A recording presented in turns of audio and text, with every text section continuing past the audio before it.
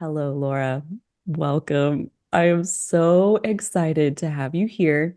We've been chatting ahead of the recording, and you've been sharing your beautiful energy, and my body is still like buzzing. And so, just thank you for this day where we get to share space and time. And everyone who is listening, prepare for whatever you are ready to receive. Lara is a powerful activator. I know this from being in her space many times. And really, what we receive is a matter of our own leading edge, dropping in. It's not necessarily what she says, what I say, it's what you are ready for. And just the open space that she creates and allows. I am so excited to introduce you to Lara Waldman. Welcome. Would you like to introduce yourself and tell us a little bit about who you are and what you do and the magic you create on this planet? Oh, well, I'd be delighted to. Thank you so much. So, yes, I'm Lara Waldman. I'm also known as the Wealth Accelerator. I'm the podcast host and author of Money Manifestation Mastery. I've been a healer, channel, spiritual coach for over 2 decades. And I now specialize in working with business owners to transform their blocks to owning their value and help them manifest high cash months. And this is in alignment with your heart, body, and soul. Transforming the world of wealth, one body, business, bank account at a time. And I live in London, England, with my two, well, one's an adult, one's a teenager, one's an adult, my husband. But I'm originally from Vancouver, Canada. So I've got a funny accent because I've been in the UK now for like 25 years. So that's a bit about me. Love it. And what would you say is most alive on your personal leading edge? You lead a lot of other really powerful creators, entrepreneurs, healers, and you tend to be like receiving it and living it and then creating spaces where the rest of us can receive those activations as well. So like what is going on your leading edge right now? You mean for me personally? Personally, business wise, what Hmm. you're witnessing in the collective, really anything that wants to come Okay. through. It's welcome. So, so I'm very visionary. I see what I would call the soul aligned potential for things. And I got a vision over 20 years ago for this time right here, right now, around what would be happening.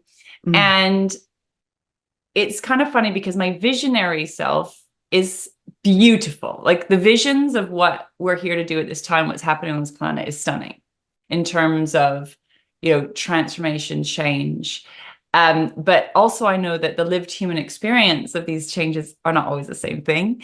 So it's really, for me, very much about bridging the gap between the soul self, the heart self, and then how do we integrate that through the body and through our physical reality.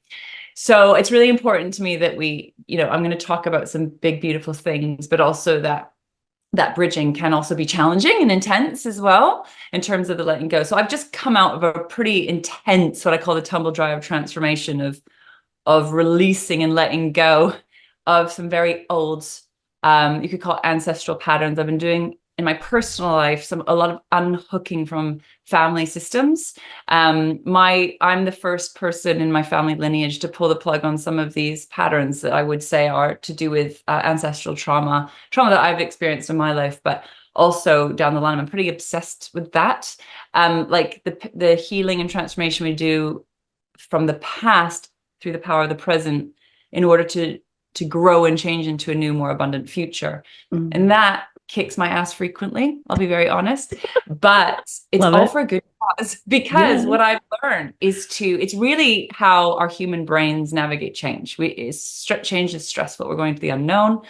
We're letting go of our attachments to things, our need for control, our need for certainty. And the path of, that heart, body, soul aligned path is not about that. It's not about clinging on. It's not about attachment. It's not about control. It's actually about deeply surrendering and deeply listening. So then on the other side of that, is this what I've been talking about all year is what I've been calling the wealth wave of 2024. There's this big, huge energy that's been coming in, and we've been getting ready for big, huge energy that is on an energetic level, incredibly powerful, incredibly beautiful. It's calling us home to who we truly are. It's stripping down all the bullshit, anything that's out of alignment with that. But as we're seeing on the planet, it's like that, even though it sounds great, like this big, amazing energy, it means that we have to face everything that isn't in alignment with that, right? The dismantling of the old systems, the dismantling of the old outdated ways of doing things. And so that can also, on a human level, can be very hard, which is why I want to, I always trying to bridge that gap. But yeah, so lots of growth in my business, lots of growth in my personal life, lots of growth everywhere. In some ways, I feel like I've been preparing for this time. My soul's been preparing me to lead in this time for about 25 years. So I spent the last 20 years just almost getting ready now to be able to really confidently lead, is what I would say as well. So I've been, having to overcome unbelievable amounts of fear and shame. And God knows all the things that have held me back from essentially being myself. And something's just unlocking right now where it's just time. And I don't have the same kind of fear. And it's like all the energy I've been using against myself, sort of fighting who I am and what I'm here to do. Right now, it feels like that veil has lifted. And Mm. it's very powerful. So I feel like through my body right now, I'm very much living my work, which is living abundance. So that's what's going on for me right A now. little bit about my right now, Just that. the wealth wave of 2024, this time that you've been envisioning for decades, and it's here. And I love like that picture that you paint of like when we see it in kind of the 5D or the quantum, like the outside of time and space, like it's so beautiful, stunning, angelic energies, just like pure love frequencies. And why, when you ground that into the physical, like you would think that that would be just like the easiest thing in the world, like more love on the planet. Great, let's do it. Why is that so hard? Why does it create so much turbulence in the 3D? Great question. Love So it. first of all, I was hanging out in the 5D for a lot of my 20s. And there's a lot of talk of the new earth and 5D. And I was like deep in all of that, which is great. And it is beautiful. And I can tap into all that, very easily. But the journey really is about bringing that consciousness, which you could call heart aligned consciousness, soul aligned consciousness, and manifesting it into physical reality. And so this was my biggest block, my biggest problem. I was having profound spiritual experiences, having profound results with my clients as a healer, but I was so stuck. I like to say stuck as fuck like a truck in the muck, unable to move forward for Yeah. myself, And so I feel like I was bashing my head against brick wall. I was like, I've got this vision. I know what I'm here to do. Like, this is where we're going on the planet, the collective consciousness. Why is it not happening? And I spent a long time kind of arguing with my higher self about this. And then my guidance said, well, Lara, you have to leave your bedroom, actually be visible, let people know you exist, and actually take action. Like, you are the one that has to take action. We're going to help you, but Wow. you've got to like put yourself out there. And I was like, okay, that's why I don't want to do that. I mean, this was quite a long time ago now, but essentially, when you start bringing in those higher realms of consciousness, which you could call love, it shines a spotlight on anything that is not that. And we carry a lot in our beautiful bodies, in our sort of you could say in our nervous system, the hardwiring of our brain, in our energetic system, based on the lived experiences we've had thus far, which is a lot of pain and trauma and separation and hurt and harm, for a lot of people. I mean, there's different levels of safety and different levels of violence, different types of violence that we experience very commonly on this planet: physical violence, sexual violence, like racial violence, Mm. but also verbal violence. And that creates a shutdown. We go into, especially when we're sensitive, we go into sort of self-protection. And especially through those developmental stages, from just being grown in the womb, your nervous system's being developed in the womb, and all those particularly early developmental stages, it's all imprinting into who we are and how we are. And I've sort of obsessed on this for over 2 decades, like what's stopping us or blocking us from being our soul aligned self. And there's a lot there, there's a lot there. So there's, let's call it big T trauma, little T trauma, all the ways that we haven't been received, that we haven't been loved, that we haven't been held and made to feel safe. And then not only that, in our DNA, we know that there's what I call ancestral trauma. So Right. all the unprocessed pain of the past. And some bodies of work talk about being 7 generations. There's some ideas about being 14 generations back. So we're carrying a lot of ancestral wounding, ancestral trauma. The pain of Earth's history lives inside of our bodies. So we have to realize that even though this vision's beautiful, and like a lot of people say to me, it's almost like what they want is right there, but it's like there's this glass wall or glass ceiling, and you can see it, but you just can't somehow, there's this separation. Yeah. A lot of the work is about going and dismantling the old wounded ways, thoughts, beliefs, stories, patterns, program that's actually deep in the body. So this is why I call, body, business, bank account. We want to bring this soul aligned vision down starting through the body, and then it can kind of mirror out into how we create in our businesses, how we create in our finances. So that is why at least from my experience, my expertise, why it can feel so hard and seem so hard. But what I've found is it actually doesn't have to be as hard as we make it. It really doesn't have to be as hard as we make it. But the mastery of this work is how you hold yourself through this change, because this beautiful brain of ours is going to kick out with a lot of stories, a lot of beliefs, a lot of thoughts, a lot of emotions, and nervous system, like physiological responses against that big vision. And it's how we handle that reaction or the contraction against the very thing that you want that is where the mastery comes in, from my point of view anyway. And holding yourself through what can feel very scary, that can feel very risky, that can feel very uncomfortable. And there's times where I feel like I'm dying. I'm a bit dramatic, but hey, you might as well name it. Dude, I think, but a part of you is, right? Like there's that part of yourself, that part of your story, that old way of doing it, of believing it, of protecting yourself. Like, I mean, for us to become something different, the old one does have to, in a word, die, you know? Yeah.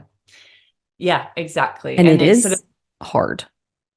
yeah, it feels hard. I think I've been a birth doula and a death doula.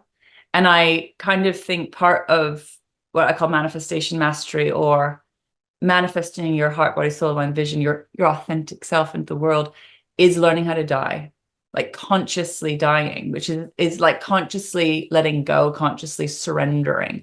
And I think that life, if we're truly alive in our authentic self, is a continual birth and death process.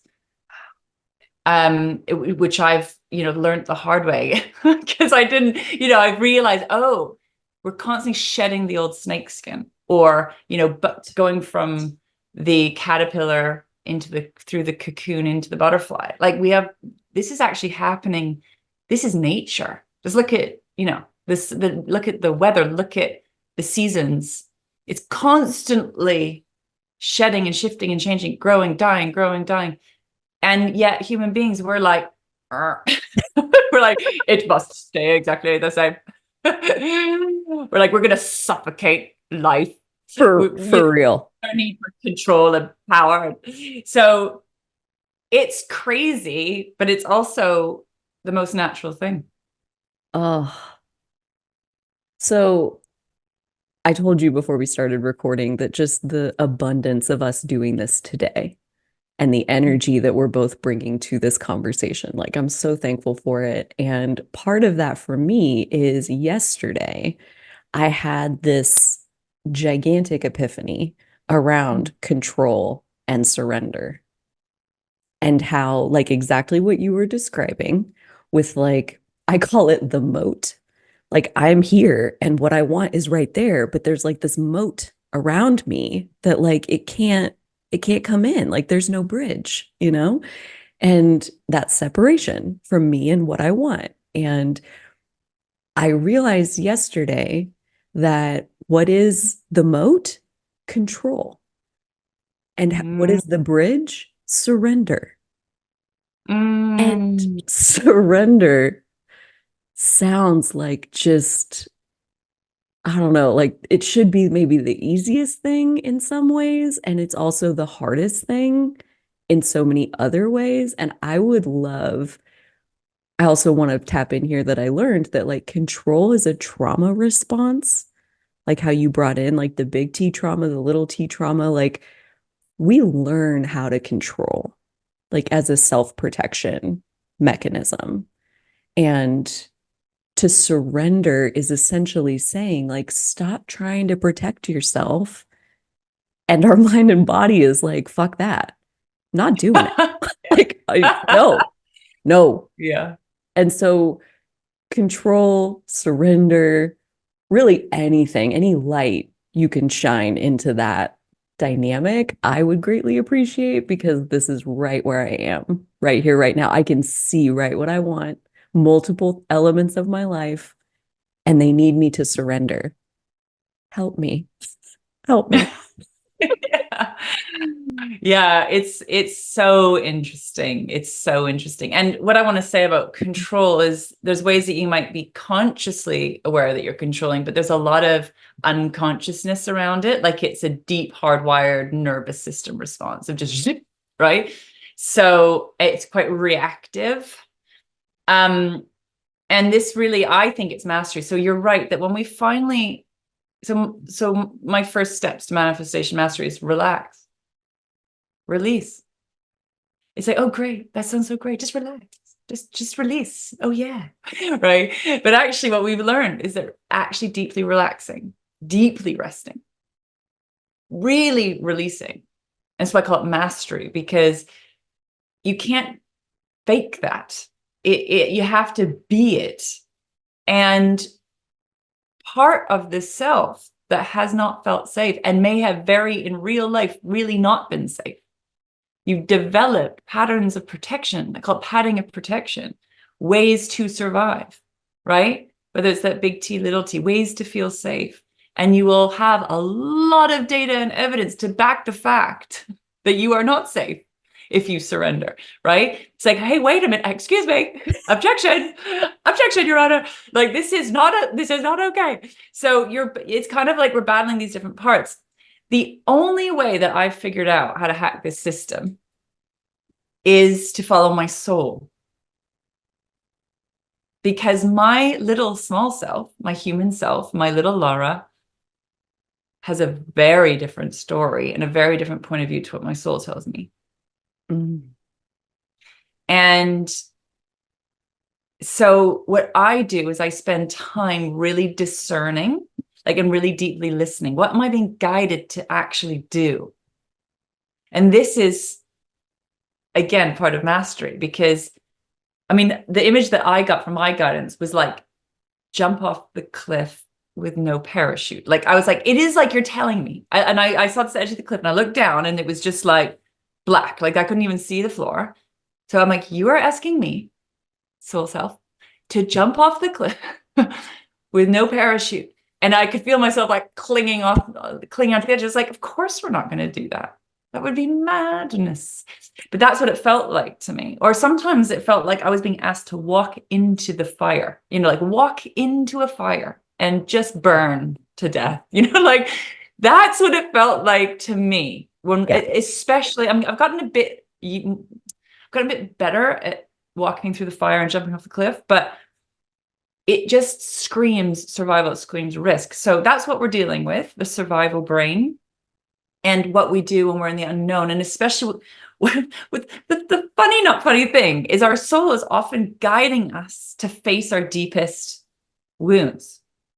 Like it's literally leading you into your deepest shit so you can heal. Yeah. So it's like your purpose and your pain is absolutely, I call it the wounds in your work. Like they are in there dancing together. Mm. So that's kind of part of it as well. And that's why I love working with business and I love working with money, because it's all designed to actually bring you home to yourself Yeah. fundamentally. So just first I want to talk around like the reality of the challenge of surrender, but also how I navigate that is just to listen to the soul. And it doesn't always make logical sense. Mm. It doesn't always make logical sense. I'm asked to let go of things that I really want or that I have attachments to, right? And I'm asked to lean into things that maybe I don't even think I want or that feel bad to me. And it takes me a while to be like, I need to understand like a little bit about why I'm being asked to either let go of something I'm attached to or say yes to something that I don't think I want. Mm-hmm. Money was one of them. Business was another one. I had zero interest in either of those things.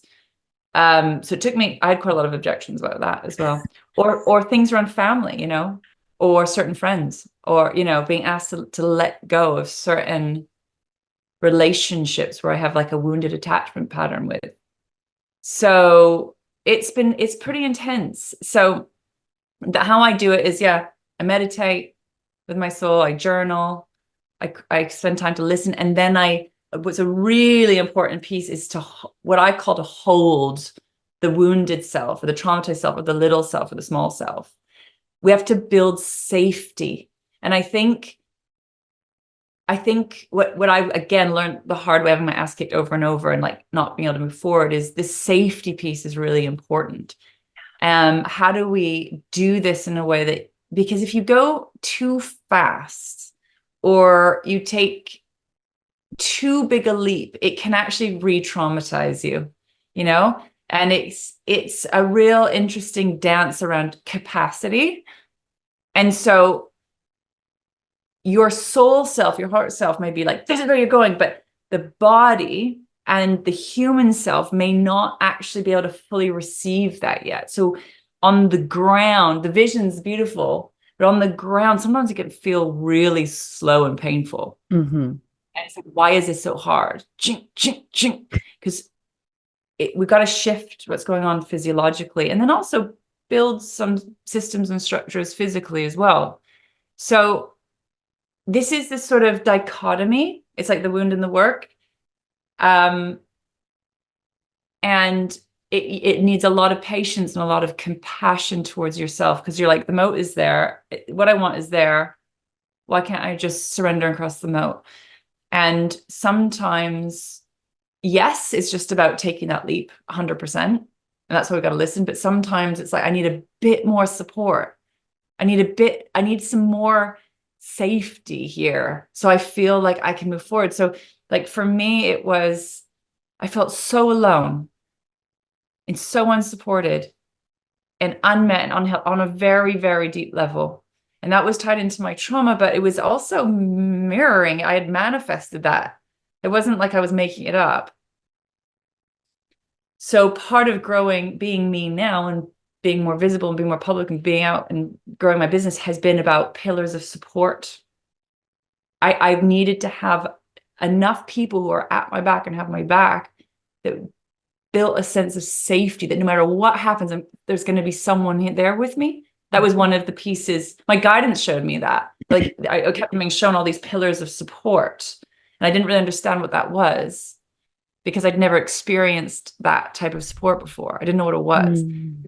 And then I was like, these are humans or systems like within my business that hold me and support me so I get to feel safe. And it took me a long time to understand that piece. Yeah. So honestly, everything I'm talking about now has been years and years and years of like bashing my head against a brick wall. So there's the above, what I call the above ground, which is like the vision. And then there's the below ground, which is the support and structure, the infrastructure that's kind of in the physical realm. Mm. And it's important that both are there. It's like the roots of the tree and the branches, they both need to be there. And the issue with the spiritual and the 5D and all that is that it's very disassociated from physical reality. So And I was disassociated from physical reality because of my trauma, because I didn't want to feel the pain that was living inside of me. And that's why I couldn't move forward. So I'll stop there because I'm going off on one, but how's that That landing? that was all amazing. And again, like I'm receiving so many expanded understandings as you're talking. So like I need to go back and rewatch this and like get the notes and like process. But what you said at the end, I feel like is a really important piece to understand about like what does that mean being disassociated from reality? Like what does that actually look like? What are the symptoms of that? Because I think that's where a lot of people are. Like in the spiritual community is like they know what they want, some of them, and it's not happening, not happening, not happening, not happening. And I think this is one of the main reasons is that Yeah. it's not embodied or it's not grounded. But like, again, these are all just words to some people, and you have such a lived experience of it. I wonder if you have like some examples of like, what does it actually look like when one is disassociated from the 3D? Well, goodness. I mean, yeah. And I just want to say that I was there. So there's no judgment. There's no, there's no judgment, but I see a lot of people kind of spinning in these cycles, like the spiritual maze, I call it. And it's sad because we all have these very gifted, talented people with all these gifts and all these tools that aren't really able to lend them into life. And I do think that that is what we need to do is plant the seeds, put them in the ground. There are lots of things that are stopping and blocking people from being fully manifest, because what this really is about you being fully manifest. To manifest what you want, you need to be manifest as well. Not always, you can manifest without that. And what that means is really is about coming home to your body. So a lot of spiritual tools and practices get you kind of really connected to the higher chakras, more like the heart and throat and brow and crown. And you can kind of float up and out, which is wonderful because it creates this sort of peace. And like I've had so many, someone's like getting high, like so many psychedelic experiences in that is beautiful. But we also have to bring it down through the body. And so a lot of the work that I do, which is around money blocks and blocks around business and blocks around relationships and intimacy and home and really the grounded physical stuff, really live in the lower centers. So the solar plexus, the sacral, and the root chakras, those lower parts of the body, which is also where our trauma lives. And all of the kind of a lot of safety stuff with power, creativity, sexual energy, and real safety and security around the base chakra, the lower center. Mm. So the work to manifest, the work to ground is to clear the ground, clear the foundations. And there's obviously neuroscience, like there's different ways to explain it. Mine's a bit more spiritual and kind of archetypal, if you will. There's very practical ways to explain it around nervous system regulation. So a lot of us were firing constantly in that fight, flight, freeze, fawn, flop, like triggered response. And when that happens, when you feel unsafe, which a lot of people, including myself, that's firing like all day long, if you're out there, if you're trying to be out there connecting with other humans or whatever, that creates a lot of story. And particularly these last years, see a lot of people going down a lot of conspiracy theory rabbit holes.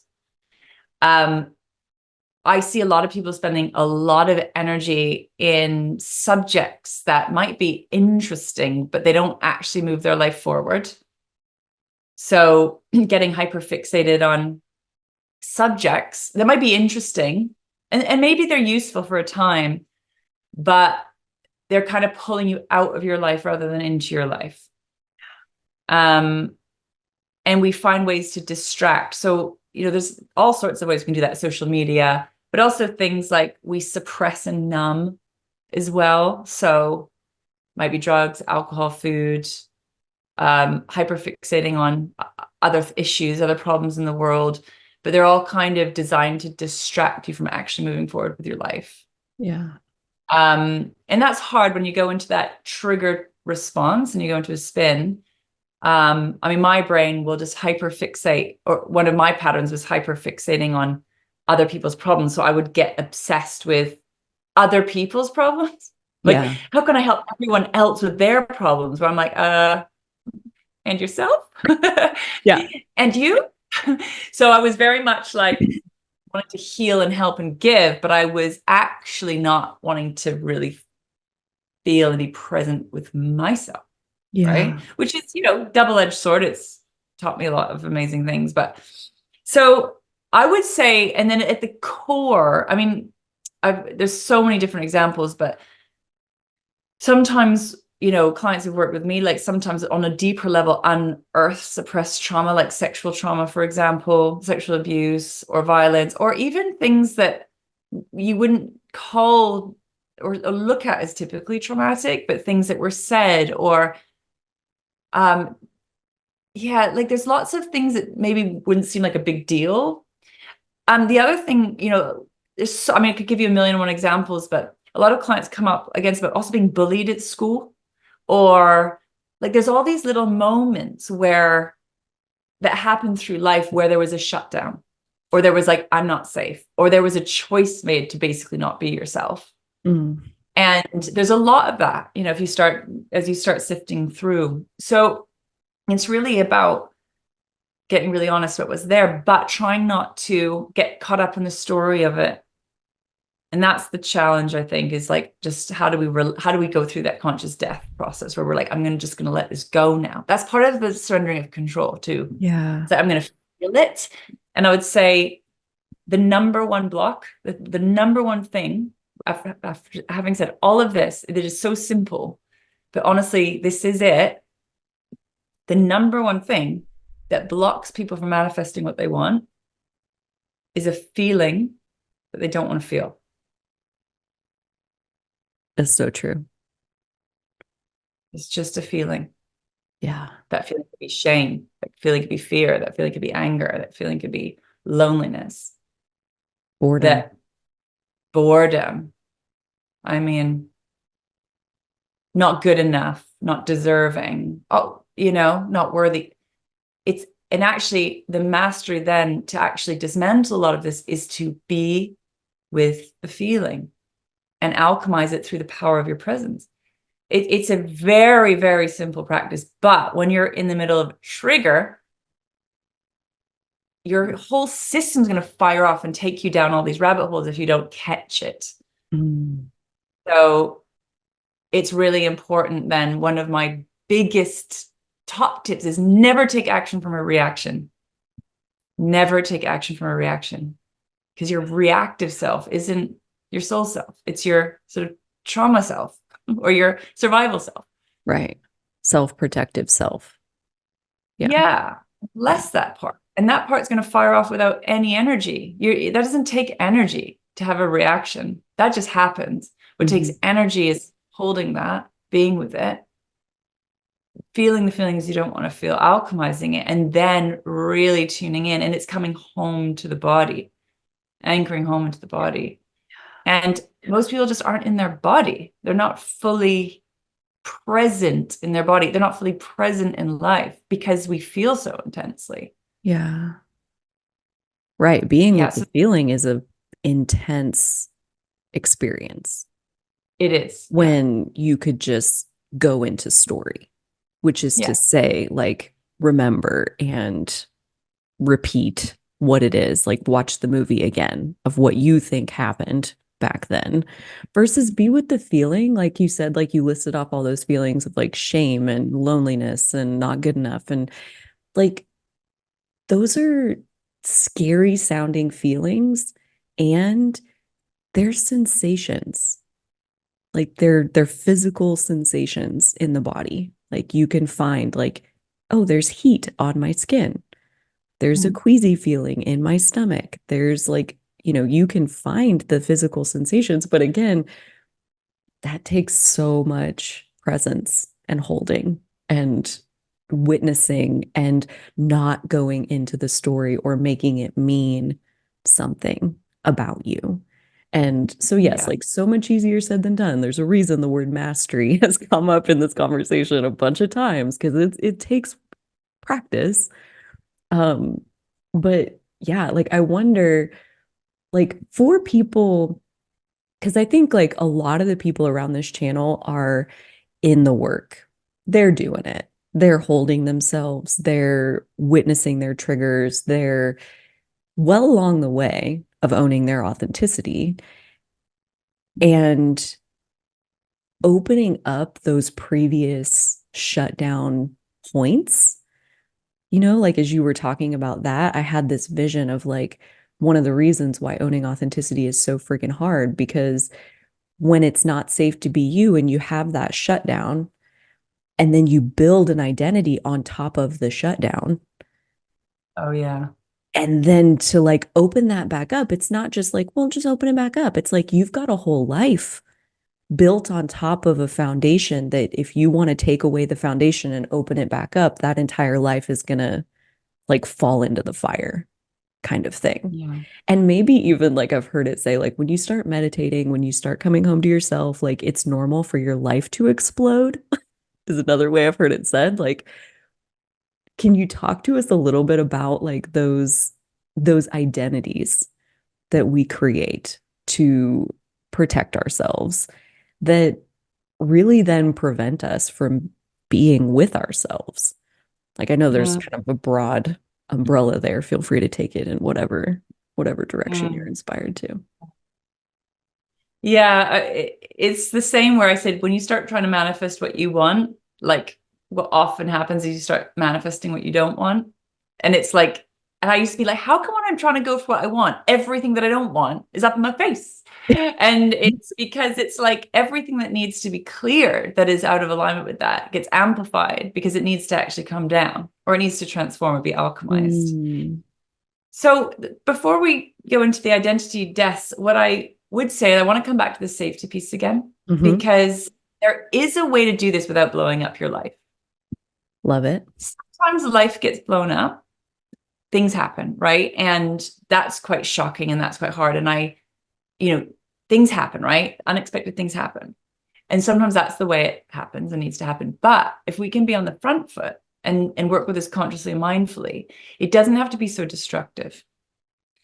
And why I say this is because one of my biggest fears was I always thought if I am myself, like I'm going to blow up my life. And I was so terrified of that. I was so terrified of the power of what I was being asked to do. But my guidance, my soul self showed me how to do it one step at a time in a non-violent way. Mm. So what I want to say is this following your heart and soul is a path of non-violence, but it doesn't always feel like it's not violent, if that makes sense, because you're up against, historical, maybe a sort of a historical violence and as well. And that you can see that from the external, but it's really where you're using that against yourself as kind of an inner violence, a self-harm, Yeah. a self-rejection. And that's like, we can't control what's going on in the outside world. We can try, like you might be guided to do certain things. The only thing you can really, really control, even though we're not trying to control, the only thing you can really consciously choose to change is yourself. And so that's the first thing I just want to say is let's, hold spaces. Why sometimes going slower is better. Like going Mm. fast is not necessarily better. Slow, steady, and sustainable are my like favorite words. Yes, some things will go fast, but it's like it's all about how you hold yourself through change. Mm-hmm. So yes, so we build up a lot of, I guess, false identities, or for all sorts of reasons. Like especially if you've got praise for being in a particular way, like being a good girl or Yeah. being kind or being sweet, or mine was like just shut up and be pretty. It's kind of like the vibe. It's like be good. And I was not good. And I didn't know I didn't fit into that. I tried, but I was really not very good at it. My middle sister was really good at it. So she was like the A-star personality type, and she did all the right things. And I felt like a piece of shit growing up. Mm. But actually, in some ways, it's been a bit harder for her now because, she had she built up a sense of self that was designed to please our parents or society. And I didn't succeed at that so much, but I had other ways that it was like I got the only praise I got was excelling in sport. And so I would push myself really hard. But then I think what was it? There's been lots of identities, but one was even my identity as a healer I had to let go of.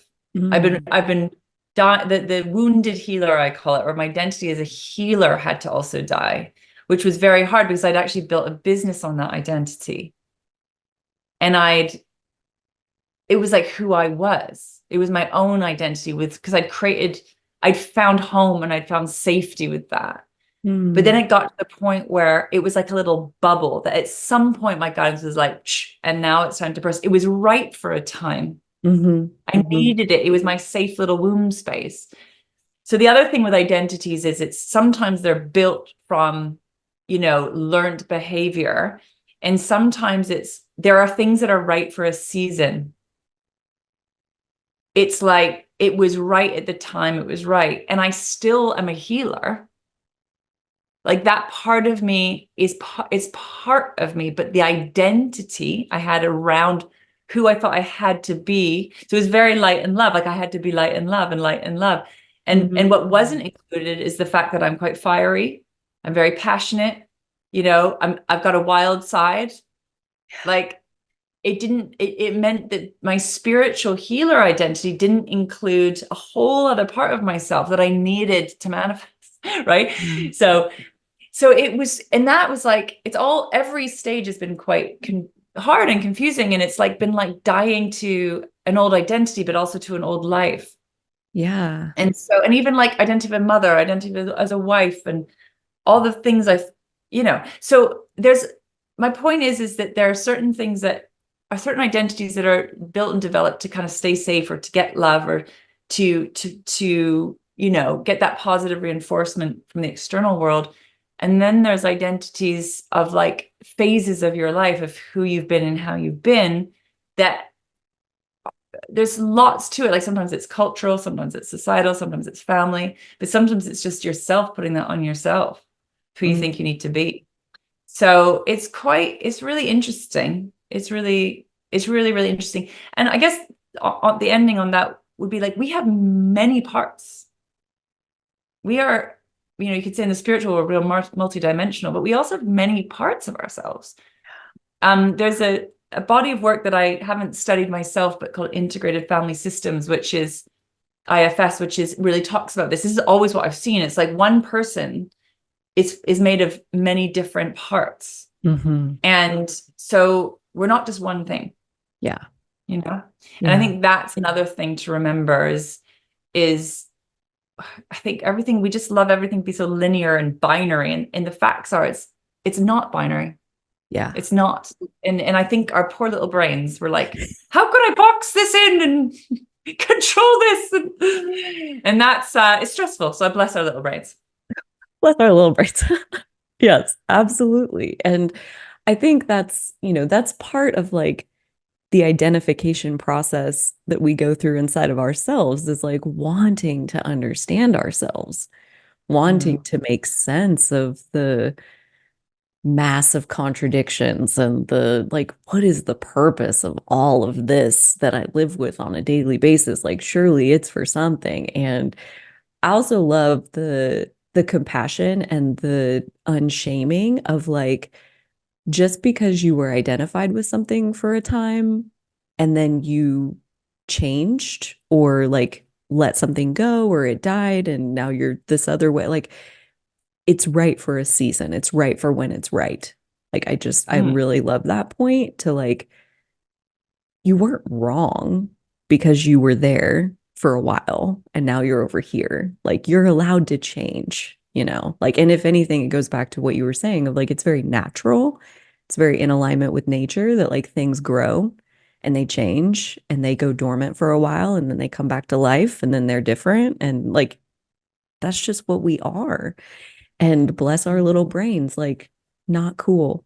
Not cool with that. But I do Yeah. wonder, we're nearing the end of our window together, and this freaking flew by, which it was exactly what it needed to be for this day. And I'm so grateful for your energy.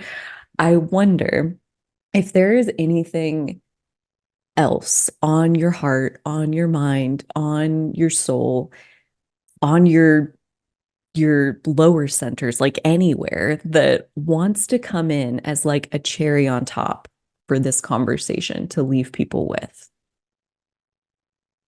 Yes. So who you are, I see very much like a seed of consciousness. So if you think of a seed, the seed knows how to grow if it's put in the right environment, right? The right soil, the right pot, right space, water, light, right? It knows what to become when it's in the right environment.